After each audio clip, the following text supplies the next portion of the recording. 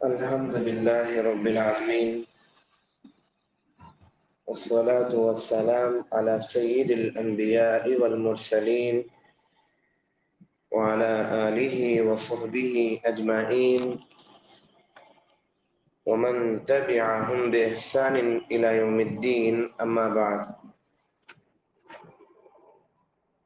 محترم حضرات، جیسا کہ آپ سب جانتے ہیں، ہم سب اللہ سبحانہ و تعالیٰ کے فضل و کرم سے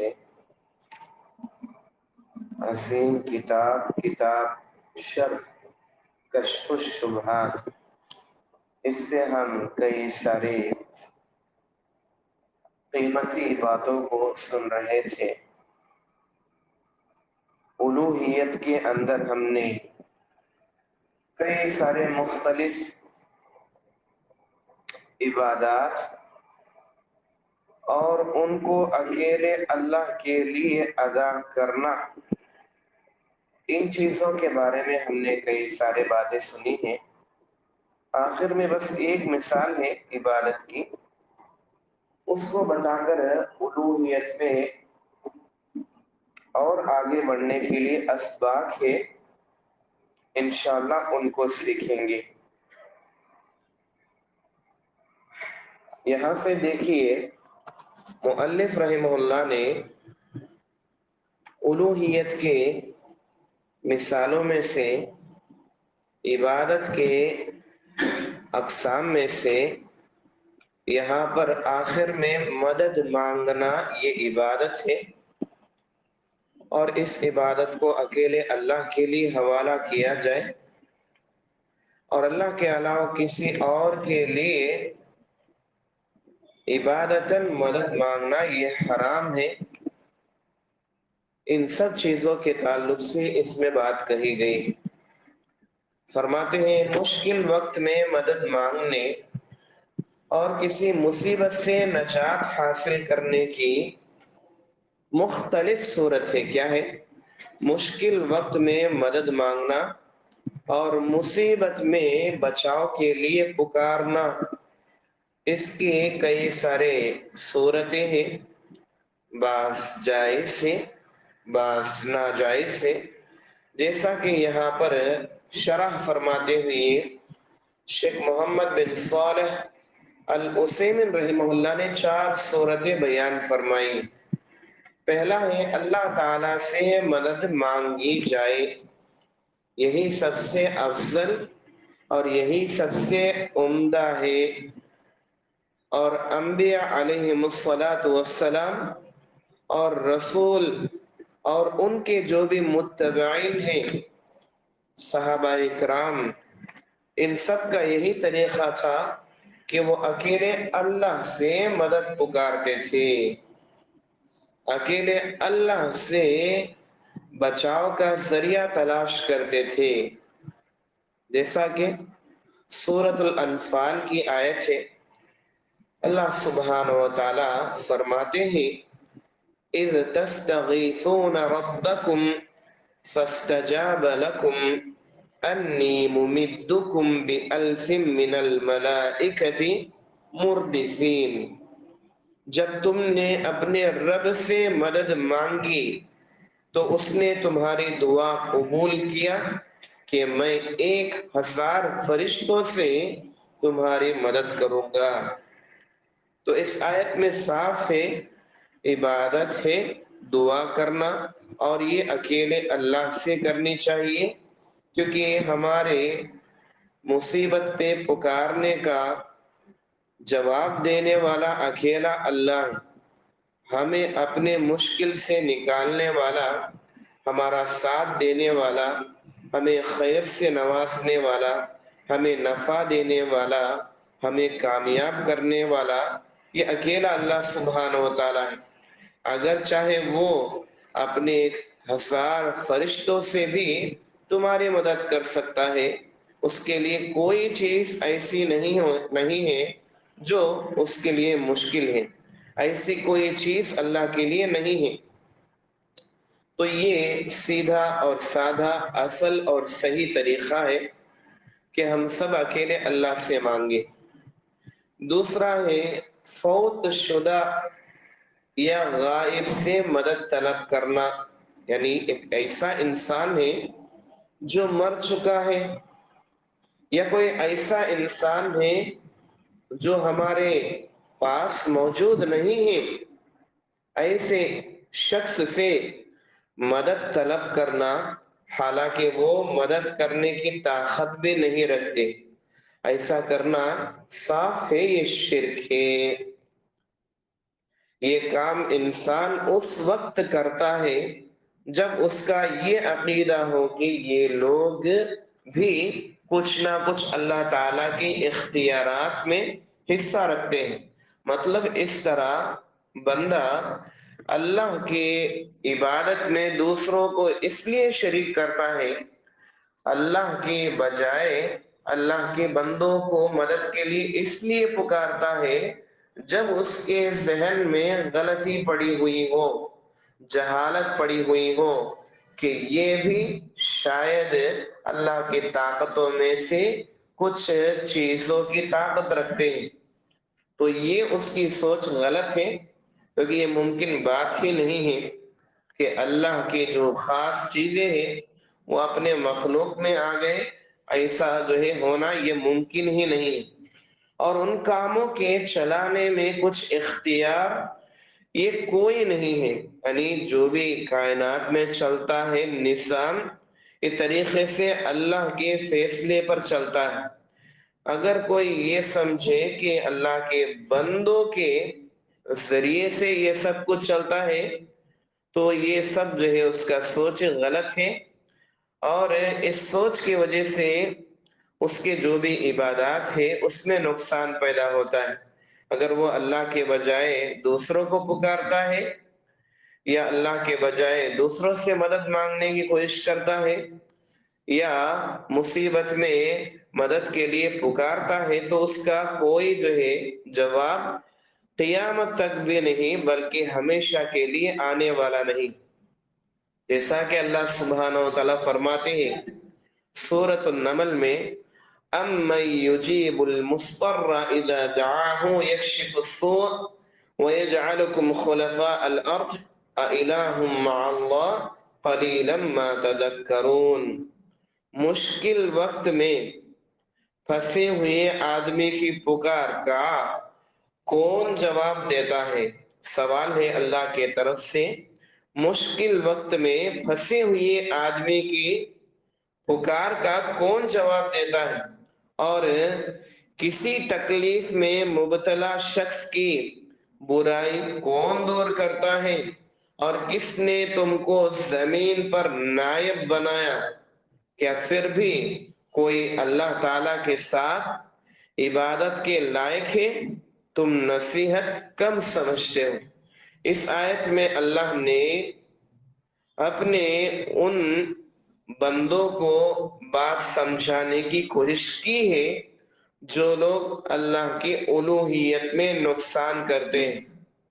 سوال ہے مشکل وقت میں پھنسے ہوئے آدمی کی پکار کون جو ہے سنتا ہے، کون اس کا جواب دیتا ہے؟ اور کسی تکلیف میں پریشان ہونے والے انسان کو کون اس کی تکلیف کو دور کرتا ہے؟ اور کون ہے وہ جو تم کو زمین پر نائب بنایا ہے؟ تو ظاہر سی بات ہے ہم سب جانتے ہیں اللہ سبحانہ و تعالیٰ ہے، تو عبادت بھی اسی کی کرنی چاہیے، تو عبادت بھی اسی کی کرنی چاہیے کیونکہ عبادت کا لائق بھی وہی ہے، کیونکہ یہ انصاف ہے۔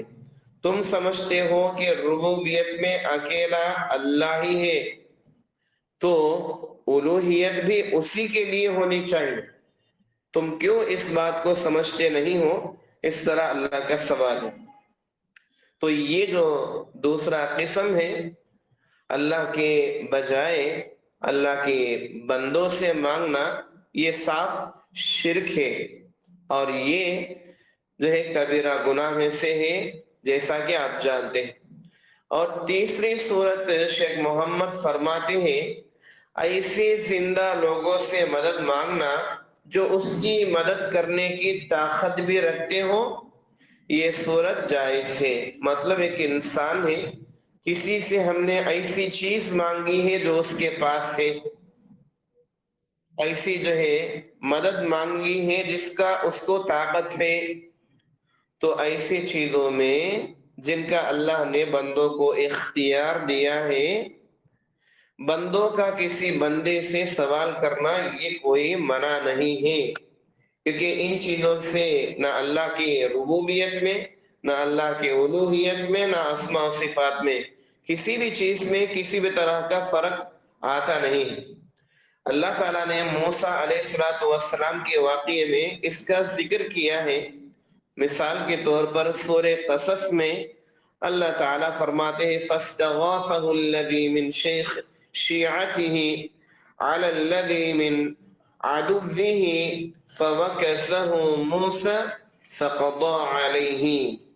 موسیٰ علیہ السلام سے ان کی جماعت کے ایک شخص نے مدد مانگی اپنے دشمن کے خلاف، تو موسیٰ علیہ السلام نے اس کو گھوسا مارا اور وہ اسی پر جو ہے فوت ہو گیا، اسی پر مر گیا۔ تو اس آیت میں صاف ہے کہ اس نے موسیٰ علیہ السلام سے مدد مانگا، اور یہ جو مدد ہے یہ اس بات کی طاقت موسیٰ علیہ السلام رکھ سکتے تھے، لیکن وہ دونوں کے باتوں میں پریشان تھے۔ بہرحال انہوں نے گھوسا مار دیا، اور جان بوجھ کر مارا نہیں تھا بلکہ ایسے ہی مار دیا تھا، لیکن اس پر جو ہے اس کی موت ہو گئی تھی۔ اب اس کو جو ہے مارے جس سے وہ مر جائے، ایسی ان کی نیت نہیں تھی، بلکہ ایسے ہی مار دیے اور وہ جو ہے چل بسا تھا۔ بہرحال چوتھا جو قسم ہے ایسے زندہ شخص سے مدد مانگنا جو مدد دینے کے قابل نہ ہو، البتہ یہ عقیدہ بھی نہ ہو کہ اس کے پاس کوئی پوشیدہ طاقت موجود ہے، یعنی کسی کا ایسے شخص سے مدد مانگنا جس کا طاقت وہ نہیں رکھتا ہے، یہ چیز اب غلط چیز ہے، جیسا شرک ہے ویسا ہی ہے۔ مثال کے طور پر اگر کوئی بیمار ہے تو اسے صحت دینا، اگر کوئی اولاد نہیں ہے تو اس کو اولاد نصیب کرنا، یا اس کی عبادتوں کو قبول کرنا، اسے ثواب دینا، ان سب کا اختیار اللہ کے بندوں کو نہیں ہے۔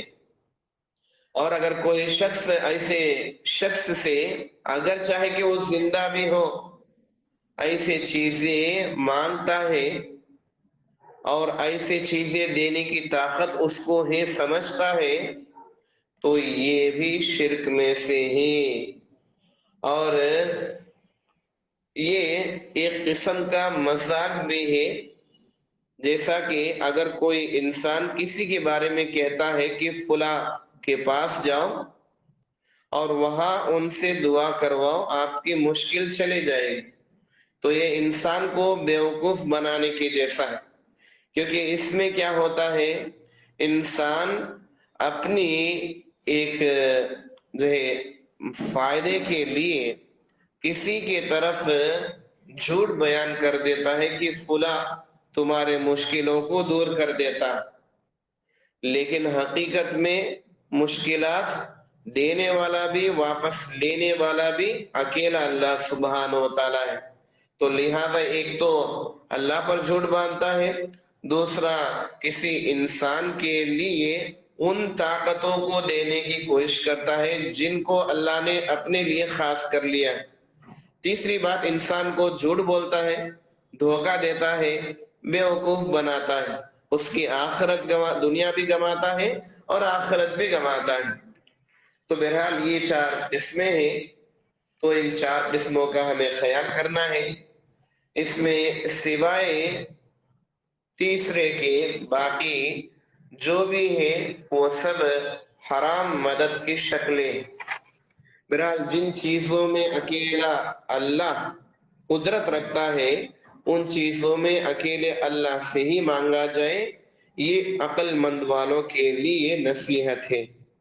اب یہ جتنے بھی عبادات کے قسمیں یہاں بیان کرنا تھا مؤلف نے بیان کیا، اور اس کے بعد خلاصہ کرتے ہیں، اور یہاں پر شارح بھی اس خلاصے میں کئی سارے عظیم باتیں بتاتے ہیں، جیسا کہ گزشتہ بحث سے یہ معلوم ہوا کہ اس کتاب کے مؤلف یہی بات واضح کرنا چاہتے ہیں کہ جو توحید انبیاء اور رسول اپنی قوموں کے پاس لے کر آئے وہ توحید الوہیت تھی، کیونکہ رسول اللہ صلی اللہ علیہ وسلم کی قوم کے مشرکین توحید ربوبیت کا اقرار تو کرتے تھے، لیکن وہ مزید یہ بھی کہتے تھے کہ ہم ان کے ذریعے اللہ تعالیٰ کا قرب حاصل کرنا چاہتے ہیں۔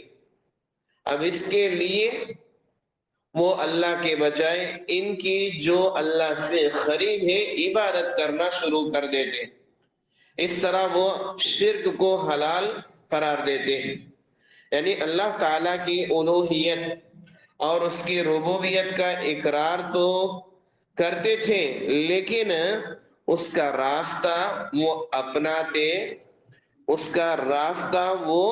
اپناتے جو شرک تھا، یعنی وہ جانتے تھے اکیلا سچا معبود اللہ ہے، فلاں ہے فلاں ہے، لیکن وہ الوہیت میں آتے وقت نقصان کرتے تھے، اس لیے چاہے کہ ربوبیت کے ساتھ الوہیت پر بھی ایمان لا لے، لیکن ان کا عمل تو ایسا تھا کہ وہ اللہ کے ساتھ عبادات میں دوسروں کو شریک کرتے تھے، یعنی فرشتوں کے ذریعے اللہ تعالیٰ کا قرب حاصل کرنا چاہتے تھے، لہذا اسی وجہ سے اس توحید کے اقرار میں شامل نہ ہو سکے۔ فرشتوں کی وہ عبادت اس لیے کرتے تھے کہ وہ اللہ سے قریب ہیں، اب ہم ان کی عبادت کریں گے تو یہ خوش ہو کے اللہ سے قریب کریں گے، اللہ کے پاس سفارش کریں گے، ہمارے لیے جنت کا ذریعہ بنیں گے، ایسا سمجھتے تھے۔ بہرحال یہ جو بھی سوچ تھا، نہ اللہ نے اس بارے میں گواہی دی ہے، نہ اس کے رسولوں نے، اس سے پہلے جتنے بھی آئے کسی نے بھی اس کا انکار تو کیا، لیکن اس کو ثابت کرنے کی کوشش نہیں کیا تھا جس کا یہ مشرکین عرب جو ہے عمل کر رہے ہیں۔ تو بہرحال سوائے سچے معبود اللہ کے کوئی سچا معبود نہیں ہے، سب کے سب جھوٹے ہیں، لوگوں کے بنائے ہوئے ہیں، ان میں کوئی حقیقت نہیں ہے۔ یہی اصل دعوت ہے، یہی الوہیت اصل انبیاء کی، رسولوں کی اللہ سے لی ہوئی ذمہ داری ہے۔ جو اس پر جو ہے چلے گا اس کے لیے ہمیشہ کی کامیابی ہے، جو اس میں نقصان کرے گا اس کے لیے ہمیشہ کی نقصان۔ بہرحال یہاں سے بات بدل رہی ہے، کلمہ توحید کا مفہوم بیان فرمایا گیا ہے۔ یہاں سے یہ بات بھی معلوم ہوئی کہ مشرکین مکہ اس بات کو بخوبی سمجھتے تھے کہ محمد صلی اللہ علیہ وسلم کی دعوت میں جو لا الہ الا اللہ کا بات ہے اس کا مفہوم یہی ہے کہ اللہ تعالیٰ کے سوا کوئی عبادت کا حقدار نہیں۔ کیا ہے؟ مشرکین بھی یہ کلمے کا معنی صحیح انداز میں جانتے تھے کہ اللہ کے علاوہ کوئی عبادت کا حقدار نہیں۔ وہ لوگ آج کل کی متکلمین کی طرح باتیں نہیں کرتے، متکلمین میں سے فلسفہ جاننے والے لوگ ہیں، صوفی قسم کے لوگ ہیں، اور جو ہے صرف ربوبیت سے، نہ الوہیت نہ اسماء و صفات، اس طرح کے توحید کے قسموں کو مانتے نہیں ہیں۔ ایسے کئی سارے لوگ ہیں جو کلمے کا معنی اس طرح بیان کرتے ہیں کہ اللہ تعالیٰ کے سوا کوئی خالق نہیں، اللہ تعالیٰ کے سوا کوئی رازق نہیں، اللہ تعالیٰ کے سوا کوئی دنیا کے معاملات چلانے والا اور باقی کاموں کو پورا کرنے والا نہیں۔ اس طرح کا کلمے کا معنی مشرکین بھی بیان نہیں کرتے تھے۔ تو یہ لوگ جو اپنے آپ کو مسلمان کہتے ہیں لیکن مردوں کے سامنے جھکتے ہیں، اور جو ہے اولیاء اللہ کی اطاعت کے نام پہ عبادت کرتے ہیں، عقیدت کے نام پر ان کی پوجا کرتے ہیں، ایسے کئی سارے لوگ ہیں۔ تو یہ ایسے جو ہے معنی بیان کرتے ہیں کلمہ لا الہ الا اللہ کے، جو اصل میں مشرکین مکہ بھی نہیں کرتے تھے۔ مشرکین مکہ جانتے تھے یہ کلمہ یہ الوہیت کا ہے، اس میں صاف شرک کا انکار ہے، باقی معبودوں کا انکار، اس لیے وہ لوگ ربوبیت پر تو ایمان لائے لیکن الوہیت پر، کلمہ لا الہ الا اللہ کے اوپر ایمان نہیں لائے تھے۔ تو بہرحال اس طرح کا کلمہ وہ جانتے تھے، لیکن آج ہم بھی مسلمان ہیں کہنے والے کئی سارے اس طرح کے لوگ جو ہے ایسا معنی بیان کرتے ہیں جس کو نہ مشرکین نے بھی بیان نہیں کیا ہے۔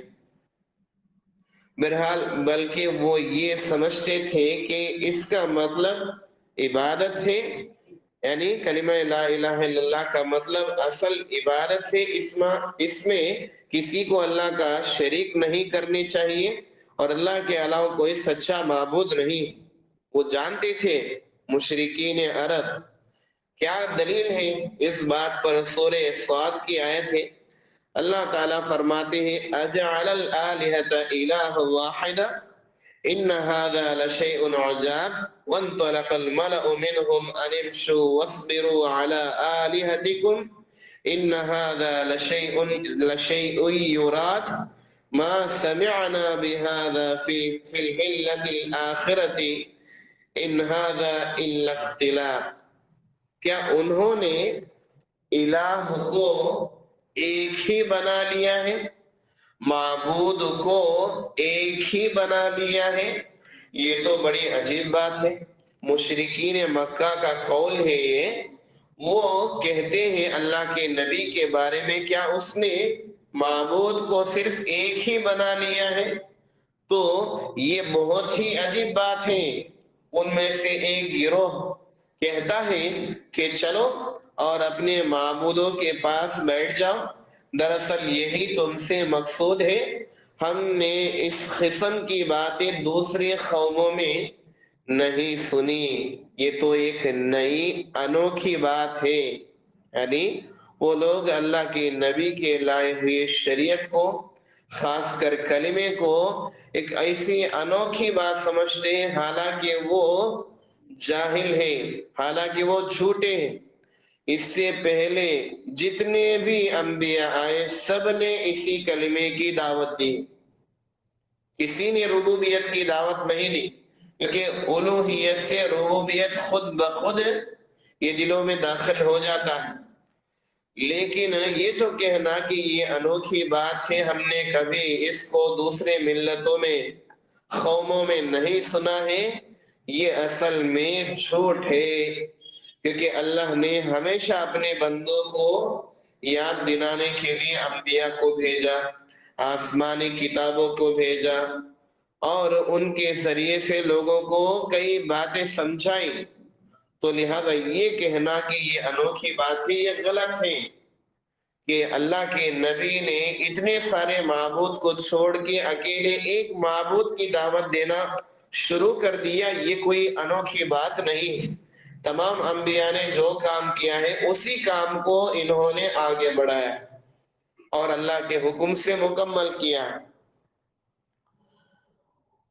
بہرحال مشرکین الہ سے صرف خالق اور رازق اور مدبر یہی مراد نہیں لیتے تھے، کیونکہ وہ جانتے تھے کہ خالق و رازق اور مدبر تو صرف اللہ تعالیٰ ہی ہے، بلکہ الہ ان کے نزدیک وہ ذات تھی جسے وہ اللہ کا قریبی یا اللہ کے ہاں سفارشی یا اپنے اور اللہ کے درمیان واسطہ سمجھ کر اس کی طرف رجوع کرتے تھے، خواہ وہ فرشتہ ہو یا نبی یا ولی ہو یا درخت یا قبر ہو یا کوئی جن ہو، کسی کی بھی عبادت۔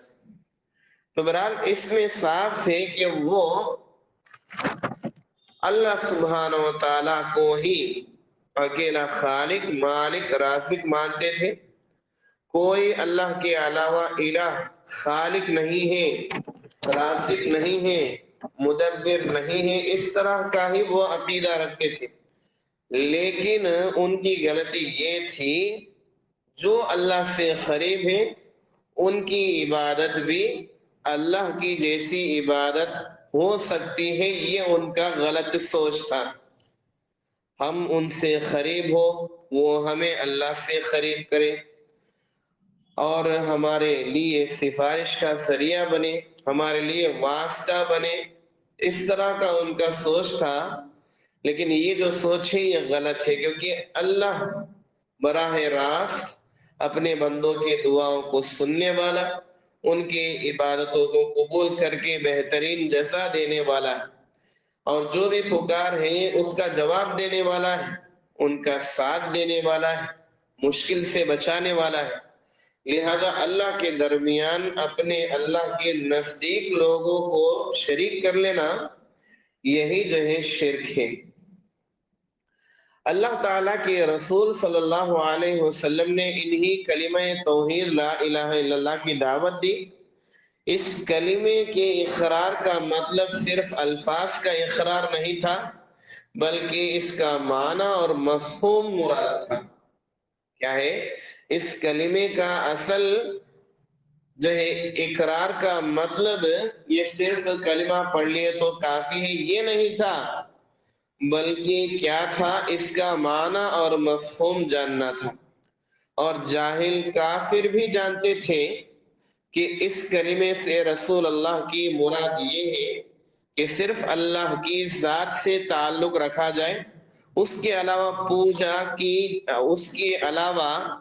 پوجا کی جانے والی تمام چیزوں کا انکار اور ان سے براعت کا، بیزارگی کا، نفرت کا، دوری کا اعلان کر دیا جائے. وہ بھی جانتے تھے، اسی لیے وہ کلمہ نہیں پڑھتے تھے. وہ ربوبیت میں تھے، اللہ کو مانتے نہیں، ایسا نہیں تھا. لیکن یہاں فرق کہاں آیا؟ کلمہ لا الہ الا اللہ جب پڑھ لو بول کے اللہ کے نبی ان کو دعوت دی، یہاں پر وہ لوگ کلمے کو انکار کر دی، ہم نہیں پڑھتے. کئی کو انہاں کو معلوم تھا جتنے بھی معبودہ ہیں سب کو چھوڑنا پڑے گا اگر کلمہ پڑھ لیے تو. جتنے بھی معبودہ ہیں ان سب کو چھوڑنا پڑے گا اگر کلمہ پڑھ لیے تو. لیکن آج کے جو نام نہاد مسلمان ہیں وہ کلمہ لا الہ الا اللہ کئی بار پڑھتے بھی ہیں، لیکن ان کو اس کا معنی معلوم نہیں ہے، مطلب معلوم نہیں ہے، اور ایسی ہی زندگی ختم کر لیتے. تو لہذا ایسے لوگ جو دنیا بھر کی دماغ دکھاتے ہیں دنیا کے اندر، لیکن اللہ کے معاملے میں، کلمے کے معاملے میں جس سے انسان اسلام میں داخل ہوتا ہے، جس سے انسان جو ہے اللہ کی جنت میں داخل ہوتا ہے، ایسی چھوٹی سی بات اگر وہ سمجھ نہیں پائے تو یہ سب سے بڑی بے وقوفی ہے. بہرحال اللہ سبحانہ و تعالیٰ فرماتے ہیں اجعل الالہۃ الہا واحدا ان ھذا لشیء عجاب. وہ کہتے تھے کیا بول کے؟ کیا اس نے سب معبودوں کو ایک معبود کر لیا؟ یہ تو بہت انوکھی بات ہے. اور یہ جو بات انہوں نے کہی کب کہی؟ جب ہے تو لا الہ الا اللہ کا ان کو پڑھنے کا دعوت ملا تب انہوں نے یہ بات کہی. اس بات سے صاف ہے کہ وہ جانتے تھے کلمہ لا الہ الا اللہ کا سچا معنی کہ اللہ کے علاوہ کوئی سچا معبود نہیں ہے. معبودہ ہے بہت سارے ہیں، ہر ایک کے معبود ہیں، لیکن سچا معبود اللہ اکیلا سبحانہ و تعالیٰ ہے. اس بات کا معنی وہ بھی جانتے تھے، اس لیے انہوں نے ربوبیت پر تو ایمان لا لیا لیکن الوہیت پر ایمان نہیں لایا. بہرحال شیخ محمد بن صالح فرماتے ہیں یہ جاننے کے بعد کہ ان پڑھ کافر بھی اس کلمے کا مطلب جانتے تھے، ان لوگوں پر بڑا تعجب ہوتا ہے جو اسلام کے دعوے دار ہیں اور کلمہ طیبہ کا اتنا بھی مطلب نہیں جانتے جتنا جاہل کفار جانتے تھے، بلکہ یہ سمجھتے ہیں کہ معنی وہ مفہوم کا دل میں عقیدہ رکھے، بغیر صرف الفاظ ادا کر لینا ہی کافی۔ یہ تو مرجیہ کا مذہب ہے، ان کا تو یہ عقیدہ ہے کہ بس کلمہ ادا کر لیں تو کافی ہے، اب باقی جو چاہے کرو، اللہ ضرور جنت دے گا، اس طرح کا ان کا عقیدہ ہے۔ اور یہ عقیدہ بہت جو ہے خطرناک عقیدہ ہے، جس سے انسان اپنے آپ کو آزاد سمجھتا ہے، اور بس میں نے کلمہ پڑھ لیا، اب جو چاہے کرو، میں آزاد ہوں، میں جنتی ہوں، اس طرح کا عقیدہ رکھے گا اگر یہ کلمہ سمجھاتے ہیں۔ اور اگر تھوڑے دیر کے لیے یہ مان لے کہ یہ کلمہ تو یہ صرف زبان سے ادا کرنے پر کافی ہو جاتا ہے، تھوڑے دیر اگر اس طرح مان لے تو ان منافقین کا کیا، جنہوں نے مسلمانوں کے آگے، اللہ کے نبی کے آگے کلمے کی گواہی دی، وہ اپنے آپ کو مسلمان بتائے، لیکن کیا ان کے لیے اللہ کی جنت نصیب ہوگی؟ نہیں۔ تو صرف زبانی دعوے کافی نہیں ہے، زبانی اقرار کافی نہیں ہے، جو کلمہ ہے اس کا صحیح معنی، مفہوم، حقوق جانتے ہوئے اس کو زبان سے بھی ادا کرنا، دل میں بھی وہ سچ ہے اس بات کا اقرار کرنا، اور اس پر عمل بھی کرنا، جو اس میں چیزیں ہیں ان میں عمل بھی کرنا۔ کیا چیزیں ہے؟ توحید کا اقرار اور شرک کا انکار، ان چیزوں میں محنت کرنا ہے، تب اس کا کلمہ اللہ کے پاس قبول ہوتا ہے۔ شیخ محمد بن صالح فرماتے ہیں، ان میں سے جو زیادہ سمجھدار اور عقل مند سمجھے جاتے ہیں وہ اس کلمے کا مطلب یہ سمجھتے ہیں کہ خالق و رازق اور کائنات کا انتظام کرنے والا صرف اللہ تعالی ہے۔ مشرکین جتنا جانتے تھے یہ لوگ اتنا بھی نہیں جانتے تھے، نہیں جانتے ہیں۔ اور ان میں جو لوگ جو ہے اپنے آپ کو بڑے پڑھے لکھے سمجھتے ہیں، وہ جو ہے کیا کہتے ہیں، ربوبیت کا معنی بیان کرتے ہیں کلمہ لا الہ الا اللہ کے اندر۔ شیخ فرماتے ہیں ظاہر سی بات ہے کہ اس جو ہے شخص سے بھلائی کی کیا توقع ہو سکتی ہے، ان کے پڑھے لکھے لوگ بھی اس طرح کا معنی کرتے ہیں، اور ظاہر سی بات ہے انہاں سے کوئی جو ہے توقع نہیں کیا جا سکتا، انہوں کیسا بھی شرک کو حلال بتانے کے لیے کچھ بھی کر سکتے ہیں، جس سے زیادہ جاہل کفار لا الہ الا اللہ کا مطلب جانتے ہیں، ان سے بھی زیادہ، ان کے بڑے بڑے پڑھے لکھے لوگوں سے بھی زیادہ جو ہے جاہل کفار بھی اس کا معنی اور مطلب جانتے ہیں۔ ابھی بھی اگر کسی غیر کے پاس جا کر اگر کلمہ پڑھ لے، اگر کہا جائے تو وہ صاف سمجھ جاتا ہے کہ اللہ کے علاوہ جتنے معبود ہیں ان سب کو چھوڑ دینا، اگر ایسا ہے تو کلمہ پڑھ لینا، اور میں نہیں چھوڑ سکتا تو وہ کلمہ نہیں پڑھتا۔ اگر وہ میں چھوڑ دیتا ہوں اس طرح کا، اگر وہ جو ہے نیکی کا ارادہ کرتا ہے تو ظاہر سی بات ہے وہ کلمہ پڑھ لیتا ہے۔ بہرحال یہ جو عبارت ہم نے اب تک سنی ہے اس کا شرح اب یہاں سے آ رہا ہے۔ اس میں یہ بات ہے کہ اللہ کے آگے دنیاوی مجبور اور معذور کمزور معبودوں کی کوئی حقیقت نہیں ہے، وہ سب کے سب جھوٹے ہیں، وہ سب کے سب شیطان ہیں، وہ سب کے سب طاغوت ہیں۔ جیسا کہ شرح میں فرماتے ہیں، مشرکین مکہ لا الہ الا اللہ سے خالق، رازق یا مالک مراد نہیں لیتے تھے، بلکہ اس کلمہ طیبہ کا مفہوم وہی سمجھتے تھے جو در حقیقت میں مراد ہے۔ کلمہ لا الہ الا اللہ کا معنی کبھی بھی انہوں ربوبیت کی جیسا سمجھے نہیں، الوہیت جیسا سمجھے سو، یعنی جتنے بھی لوگ ہیں سب کو چھوڑ کے اللہ کو پکڑ لینا، یہی سمجھے سو اچھا سمجھے انہوں، یعنی اللہ تعالیٰ کے سوا کوئی عبادت کا حقدار نہیں۔ ان کے بالمقابل آج کے مسلمان، یعنی یہاں شارح فرماتے ہیں بہت افسوس ہے ایسے جاہلوں کے اوپر جو اپنے آپ کو مسلمان کہتے ہیں لیکن لا الہ الا اللہ کا معنی مفہوم تک نہیں معلوم، بلکہ وہ لوگ صرف اس جملے کو زبان سے اقرار کرنا کافی ہے سمجھتے ہیں کامیابی کے لیے، لیکن اس عقیدہ اور اس کے تقاضوں کو نہیں جانتے، اور اس عقیدے کو اور اس کے تقاضوں کو پورا نہیں کرتے تو کوئی فائدہ نہیں۔ اور کہتے ہیں کہ ہم ان بزرگوں اور صالحین کی مزاروں پر اس لیے جاتے ہیں کہ ان کے ذریعے اللہ کا قرب حاصل کریں، ہم انہیں خالق و رازق بالکل نہیں سمجھتے۔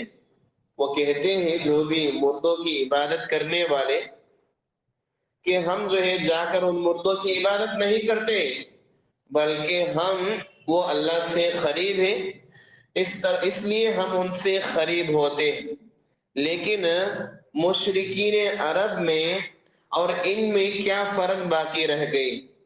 دونوں تو ایک ہی ہیں، تھوڑا بھی فرق باقی نہیں۔ تو لہذا ابو جہل ہو، اس کے ایمان سے ان کا ایمان کچھ بھی بڑا نہیں ہے، ابو لہب ہے، اس کے جو ہے اوپر کا ایمان ان کا زیادہ بڑا صحیح نہیں، دونوں کا بس جو ہے برابر کا جو ہے غلط ایمان ہے۔ کچھ لوگ اس کا مطلب یہ سمجھتے ہیں کہ اس سے مراد اللہ تعالیٰ کی ربوبیت کا اقرار ہے، کلمے کا مطلب صرف ربوبیت کا اقرار ہے، یعنی خالق اللہ ہے، رازق اللہ کے سوا کوئی نہیں۔ اور کچھ لوگ اس کی تفسیر ان الفاظ میں کرتے ہیں کہ ہر قسم کی چیزوں سے، وہی بتا رہے ہیں کہ جو ہے کئی سارے لوگ جو ہے اس طرح ربوبیت کا معنی کرتے ہیں، یہ معنی تو کفار بھی نہیں کرے نا، انہاں کو معلوم نہ الوہیت ہے اس میں، اس واسطے اتنا انہوں بچ کو ہے سو۔ تو یہ سب چیزیں سے صاف ہوتا ہے کہ وہ لوگ جانتے تھے آج کے مسلمان سے زیادہ، لیکن آج کے نام نہاد مسلمان نہیں جانتے۔ بہرحال توحید کا معنی یہاں کے جو بدعتی جماعت ہے، خاص کر اپنے آپ کو حنفی بتانے والے، ان کے پاس توحید کا معنی جو ہے وہی معنی یہاں شیخ محمد بن صالح فرماتے اور اس کو غلط ثابت کرتے ہیں۔ کیا ہے ان کے پاس معنی؟ ربوبیت کا معنی ہے کہ ہر قسم کی چیزوں سے یقین نکال کے صرف اللہ تعالیٰ کی ذات میں ہر طرح کا یقین رکھنا، ان کا کیا معنی ہے احناف کا؟ لا الہ الا اللہ کا معنی ہر قسم کی چیزوں سے یقین نکال کے صرف اللہ تعالیٰ کی ذات میں ہر طرح کا یقین رکھنا۔ ظاہر سے یہ معنی اچھا نظر آتا ہے، لیکن یہ تو ربوبیت ہے، یہ الوہیت نہیں، اور اصل دعوت الوہیت کی ہے۔ ورنہ ربوبیت تو وہ بھی مشرکین مکہ بھی مانتے تھے، ان میں اور تم میں کیا فرق ہے؟ کلمے سے وہ خود جو ہے واقف تھے۔ اب اس کا کلمے کا معنی اگر ربوبیت کا کرتے ہیں تو کیا فائدہ ہے؟ جیسا کہ آگے فرماتے ہیں لا الہ الا اللہ کی یہ ایسی بیکار تفسیر ہے، شیخ محمد بن صالح فرماتے ہیں ان کی کلمے کی تفسیر کے بارے میں، یہ ایسی بیکار تفسیر ہے جو سلف صالحین میں سے کسی نے ذکر نہیں کی۔ تعالیٰ پر یقین کامل رکھا جائے اور اللہ کے سوا ہر چیز سے یقین اٹھا لیا جائے، یہ اس لیے بھی غلط ہے یہ معنی کہ ایسا ممکن ہی نہیں، کیونکہ اللہ تعالیٰ کے علاوہ دوسری چیزوں پر بھی یقین رکھنا یہ ایمان کے تقاضوں میں سے ہے، جیسا کہ اللہ تعالیٰ نے سورہ تکاثر میں فرمایا لَتَرَؤُنَّ الْجَحِيمَ ثُمَّ لَتَرَؤُنَّهَا عَيْنَ الْيَقِينَ، تم ضرور جہنم کو دیکھو گے، پھر یقین کی آنکھوں سے تم اس کو دیکھو گے۔ مطلب کئی سارے چیزیں ایسے ہیں جن پر یقین کرنا ہمارے ایمان کا حصہ ہے، تو یہ کہنا کہ اکیلے اللہ کے اوپر ایمان لائے اور جو ہے کئی سارے چیزیں ہیں ان تمام چیزوں سے ایمان کو نکال لے، وہی یقین کو نکال لے، تو یہ جو ہے غلط جو ہے معنی ہے اور یہ صحیح نہیں ہے اور اس پر عمل نہیں ہو سکتا ہے۔ اسی طرح ان چیزوں میں بھی یقین کیا جاتا ہے جو واضح نظر آ رہی ہو۔ شیخ فرماتے ہیں کئی سارے ایسی چیزیں ہیں دنیا میں موجود جو نظر آتے ہیں، جن پر یقین کیا جاتا ہے عام طور پر، اور یہ جو ہے صحیح ہے، یہ کوئی غلط بات نہیں ہے، لیکن ان باتوں سے توحید میں کوئی خلل یہ آتی نہیں ہے۔ تو لہذا یہ جو معنی ہے ان کا کلمے کا، یہ معنی بالکل صاف جو ہے غلط معنی ہے۔ شیخ محمد فرماتے ہیں آگے، کچھ لوگ لا الہ الا اللہ کی تفسیر اس طرح کرتے ہیں کہ اللہ تعالیٰ کے سوا کوئی معبود نہیں۔ یہاں کی جمعیتوں کا یہی حال ہے کہ کلمے کا معنی اللہ کے علاوہ کوئی معبود نہیں ہے، یہی معنی کرتے ہیں، لیکن جاہل ہے۔ اللہ سبحانہ و تعالیٰ کے لیے جب تک ہم معبود برحق نہیں لاتے تب تک وہ معنی صحیح نہیں ہے لا الہ الا اللہ کے لیے، کیونکہ اس کلمے کے معنی میں اور صوفی کے کلمے کے معنی میں کیا فرق ہے؟ اللہ کے علاوہ کوئی معبود نہیں ہے اگر آپ کہتے ہیں تو یہ وہ معبود کون ہے جن کی لوگ عبادت کر رہے ہیں؟ غیر مسلم اپنے معبودوں کی، اہل کتاب اپنے معبودوں کی عبادت کر رہے ہیں، تو یہ لوگ کون ہیں؟ یہ بھی معبود ہے، ماننا ہی پڑے گا، لیکن سچا کون ہے؟ اللہ۔ اگر تم یہ مانا کرتے ہو کہ اللہ کے علاوہ کوئی معبود نہیں، تو کیا فرق باقی رہ گیا تمہارے میں اور صوفیوں میں؟ صوفی بھی یہی کہتے ہیں کہ اللہ کے علاوہ کوئی معبود موجود نہیں، پھر جو معبود موجود ہے وہ کون ہے؟ ان کے پاس اس کا معنی اللہ، جو بھی موجود ہے دوسرے معبود اللہ۔ اسی لیے ان میں وحدت الوجود کا عقیدہ ہے، اسی لیے ان میں وحدت الشہود کا عقیدہ ہے۔ اللہ ہر جگہ ہے، ہر ایک کے اندر ہے، یہاں تک کہ اللہ حلول کرتا ہے، یعنی کسی کے اندر آتا ہے۔ یہ سب غیروں کے عقائد، ان کا معنی بھی اللہ کے علاوہ کوئی موجود نہیں ہے۔ اسی لیے وہ لوگ اپنے اولیاء کی اور جو ہے وہ لوگ جو ہے اپنے بزرگوں کی عبادت کھلم کھلا کرتے ہیں، مردوں کی عبادت، ان سب چیزوں کو حلال سمجھتے ہیں۔ اگر ہم اس طرح کا معنی لیتے ہیں تو اس طرح کی چیزیں آتے ہیں، تو لہذا یہ کہنا کہ اللہ کے علاوہ کوئی معبود نہیں، یہ بھی شرکیہ معنی ہے۔ تو لہذا یہ غلط ہے، جو معبود ہے اللہ کے علاوہ وہ بھی دنیا میں موجود ہے، لیکن صحیح بات یہ ہے کہ ان سب میں سچا اکیلا اللہ سبحانہ و تعالیٰ ہے۔ اس بات کو ہمیں جاننا چاہیے۔ آگے فرماتے ہیں کیونکہ یہ واقعہ یہ ہے کہ اللہ کے سوا اور چیزوں کی بھی عبادت کی جاتی ہے، یعنی اور چیزوں کی بھی اور معبودوں کی دنیا میں عبادت کی جاتی ہے، لیکن یہ الگ بات ہے کہ وہ سچے نہیں ہیں، لیکن ہمیں کلمے میں ثابت کرنا ہے کہ سچا اللہ ہے، باقی سب جھوٹے ہیں۔ چنانچہ آج کے بد عقیدہ لوگ مشرکین مکہ سے بھی زیادہ جاہل اور ناواقف ہے۔ اس طرح کے لوگ جو اس طرح کے معنی بیان کرتے ہیں، یہ لوگ مشرکین مکہ اور جاہل اور ناواقف لوگوں سے بھی زیادہ بدتر قسم کے لوگ ہیں، کیونکہ وہ لا الہ الا اللہ کے حقیقی مفہوم کو جانتے تھے وہ لوگ، لیکن یہ لوگ اللہ تعالیٰ کے متعلق بالخصوص عقائد میں نہایت عجیب اور غریب جو ہے چیزیں لگائے پڑے ہیں، ان کو ان کے کلمے کا معنی ہی معلوم نہیں، تو ان کی زندگی بیکار۔ تو بہرحال اللہ خیر فرمائے۔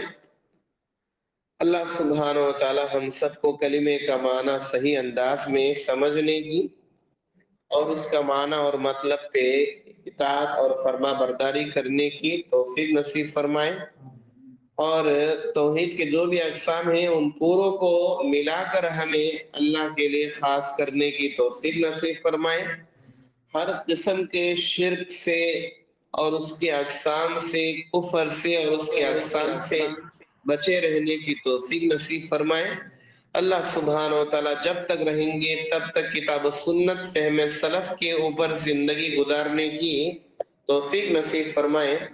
آمین۔ وآخر دعوانا ان الحمد للہ رب العالمین۔ سبحانک اللہم و بحمدک اشہد ان لا الہ الا انت استغفرک و اتوب الیک.